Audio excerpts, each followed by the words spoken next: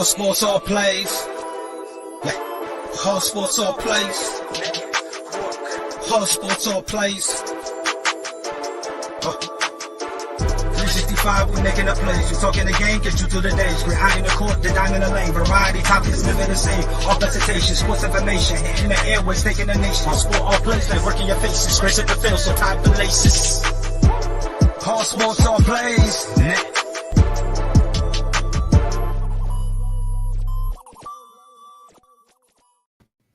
What's up, everybody? Welcome to another episode of Lugs.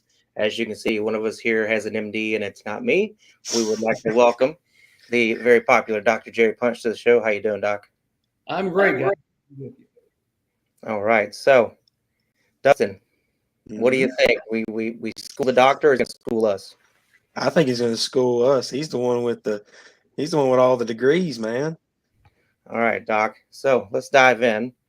You have been a traveled gentleman, but I have some questions. So, okay, you went to Wake Forest. You get your MD. Are you coming through the ranks of being a doctor, being in the hospital area, the ERs? Is that your passion, or is that something you did to get to your real passion, which was racing? well, I mean, I grew up in Western North Carolina, so not far. My grandfather's farm was just behind Hickory Speedway. So when I was little and we were out working on the farm, we could hear the cars practicing up there. And there was a valley and a dirt and like a mountain road that ran back behind my grandfather's farm and cut through the country over to Hickory Speedway. In fact, if you ever watch the opening scenes of The Last American Hero, the Junior Johnson story, they shot that opening scene with that black car running through the countryside. The camera was actually sitting on my grandfather's driveway, shooting across the pasture to this road, which sort of shows you how rural that really was. Anyway, on Saturday nights, my grandfather was a gate guard at Hickory Speedway back when it was dirt. And so every Saturday night, my grandfather was a big guy, worked for the state highway department. He'd go up and he would chain this fourth turn gate shut, and he only let in the VIPs that were supposed to get in. And then my grandmother and I would sit up on the top concrete bleacher, and my grandmother would make a big thermos of coffee and her homemade sandwiches, and we'd watch these races. And there was a guy named Ralph Earnhardt racing, and Dick Widenhouse. All these guys were racing, and occasionally the NASCAR, what was then called the Grand National guys, would come to town. It was Lee Petty and Richard Petty and Fireball Roberts, Ed Jarrett, and all those guys. It was just amazing. And so I got to see all those guys. And when I was little and growing up, and then afterward, they would open the gates and we'd go down there and visit with all the drivers. So I grew up going to Hickory Speedway with my grandparents. And then as I got to be a teenager, working in barns, volunteered in my services to help build race cars and learn how to weld, learn how to help assemble engines. Volunteered to work with Tommy Houston and Harry Gant, which were local guys there that ran on the short tracks. And then when I was in high school, I worked for a guy named Jerry Setzer, who was trying to run hobby stock. He didn't have any help, so my mom volunteered me to go to his house. And all Jerry had was he had a barn and a '56 Chevrolet, and he had a little boy named Dennis Setzer who would push the lantern under the car so his dad could see how to work on the car. So I went over there, and so suddenly I was the crew chief and the crew, and it was myself and Jerry, the driver, and Dennis, the little boy. And then I worked with Jerry. He ended up winning a track championship that year, not because of anything I did, but because I just think he felt comfortable knowing he had a little help. The following year, they wanted to move up. He didn't have the money to buy a different car, so he asked me to drive the car. So I drove that car, and then later on, my uncle surprised me and bought a late model sportsman car, which was back then before it became the Busch series. And so I was able to get in that car.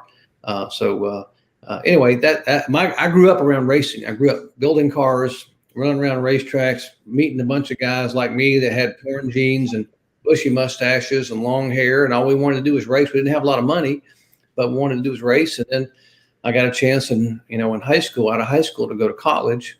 A lot of my buddies didn't get a chance to go to college. And then I went from college to medical school and became a medical doctor. And then one of the reasons I wanted to go to Daytona and work at Halifax was because when I went down there to interview, I was interviewing in hospitals all over the East Coast. We interviewed, they took me up on the ninth floor of the hospital, and for those certain number of rooms up there, you could see into the race at Daytona. So if anybody was practicing or testing, I could go in those rooms. And I told the nursing staff, I said, whoever you put in these rooms right here on the corner of the hospital that overlooks the speedway are going to get great care from me because I'm going to be here all the time. So anyway, that's the medical stuff came later. Obviously, my background in auto racing, I loved it. And then, and then I just, became friends with people at the Speedway who knew my background, and MRN, and Jack Harut was running the radio network. And then Mike, he had an assistant in the office out front named Mike Joy, and Mike and I became buddies, later became roommates. We lived together for a while. Mike and I have been friends forever. And that's where I got my first chance to go do MRN. And the guys who hired me at the Speedway said, what's a medical doctor going to do being a broadcaster? Well, it turns out they didn't know my background, and I knew a little bit about automobiles and racing. So that helped me a little bit as well. Nice. Very nice. We were talking about Dennis Setzer. He's a character. I like Dennis. Yeah. Heck of a driver. Probably never got the due. He was an incredible driver. I remember the one year he was driving for the Alliance Tractor Trailer Training Center car at Daytona in what was the 300-mile race, the Saturday. It was the Busch Series race, and here Waltrip was in the race. You had Earnhardt. You had all the big dogs from the Cup Series. You had the regular usual customers with Jack Ingram and Harry Ganton and stuff. And here's Dennis Setzer, this kid from Hickory, North Carolina, leading this race in basically a family-built kind of car, and just past the halfway point, and had the best car there probably. And he pits and comes off a pit road, and the window net comes down. And they black flag him to come down pit road to put the window net back up because they didn't have a tie wrap run. And it snapped loose because it was blowing in the wind, and it fell down. Heartbroken, but he handled it like a champion, like he is. But just imagine if he had won that race that day, his name would have exploded, and he would have gotten the great opportunities that he probably really never got because he didn't have the exposure. Wow. So talk to me about this walk-on role you had at North Carolina State, serving as a backup quarterback. Well, I was my older brother played at NC State in baseball, and he was a football player in high school and was highly recruited and got hurt in the last game of the high school career and got a concussion and a knee injury. So his football career was over. The places that were recruiting for football ended up bringing him in to play baseball. So he went to baseball at the NC State and became an All-American there, and All-Atlantic Coast Conference, and helped lead that team. The only team, for decades that ever went to the College World Series, he was a part of. So I grew up wanting to go to NC State and be an athlete. And I was an option quarterback.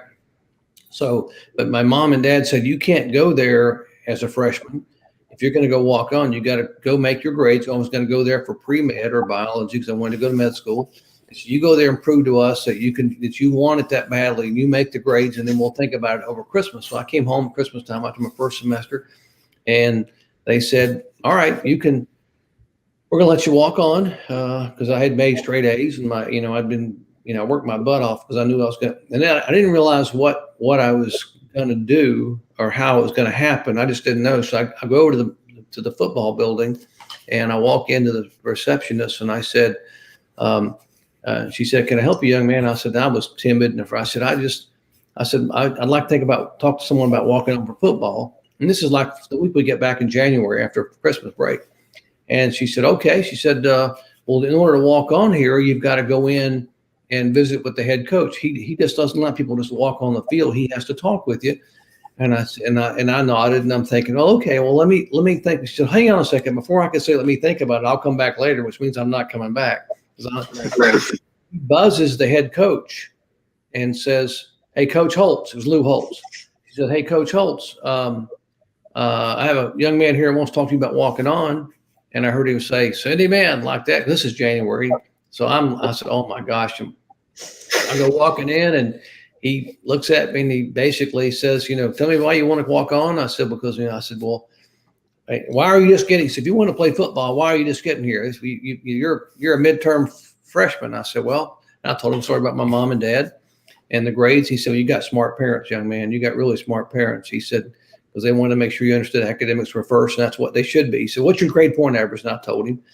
And he said, end of interview. He said, go through that side door there, go down those steps and see Dorsey. He's the equipment guy. He'll give you some equipment. We have conditioning every afternoon, and we'll start spring drills in about 6 weeks. He said, but you're as of today, you're a walk-on. You told Dorsey I sent you. And so I'm literally, that's all it was. He wanted to know my grade point average. So I get over to the door and he said, whoa, wait a minute. He said, what position do you play? And I said, I'm a quarterback. And he said, okay. He said, hey, and what's your name? And I said, Punch. He said, okay, all right, go on, go see Dorsey. And so all it was about the fact that he knew I had busted my butt academically just to be able to have a chance to walk on. He didn't know if I could even could catch a football or throw a football, but that wasn't what was important. It was the academic part. So that's how it all started. And I was, I got hurt, as a walk on that year. I messed up my knee, but he coached me like he coached anybody else. And we had a guy named Bo Ryan who later became the head coach and then took the LSU job and got tragically killed in a plane crash. And Bo was my coach. He was quarterback coach, offensive coordinator, wonderful guy. But, so I never, I wasn't a factor. But I did get a chance to walk on there at NC State for a guy named New Holtz. That we later became friends as we worked together with some at ESPN. And I just had the utmost respect for who he is and what he is and what he meant to so many people. So I got to see it firsthand. So I feel pretty blessed. That's awesome. So kind of your early stuff before the racing, for broadcasting. I did read that you paid for college with your earnings from racing, which is really cool. Well, I didn't pay a lot of it because I didn't make a lot. We finished out of the top. Back in those days, we had a great promoter at Hickory Speedway who became like my second dad. The promoter was Ned Jarrett, and so and Ned paid the hobby stock. He would come pay them in envelopes with cash if you ran the hobby stock classes before I moved up. And I remember there were several weekends when we just didn't have a car that would run in the top 10. And if you finished 11th on back, you got an envelope with $2 in it, but you got paid. It was still $2, but you got paid. So, and if he couldn't find you, the next week he'd still come and find you with that envelope and hand you that $2. So I made a little bit, but not enough to pay for college. But I worked construction all summer. And saved every penny I could save, in my construction jobs. Awesome. So let's talk about some of the people that you greatly impacted in the form of saving their life. And the Rusty Wallace story, I honestly had never heard that until I heard his Hall of Fame speech.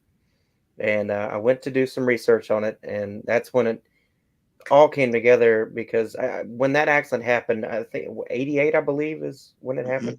I was 5. Dustin wasn't born. He was still 12 years away.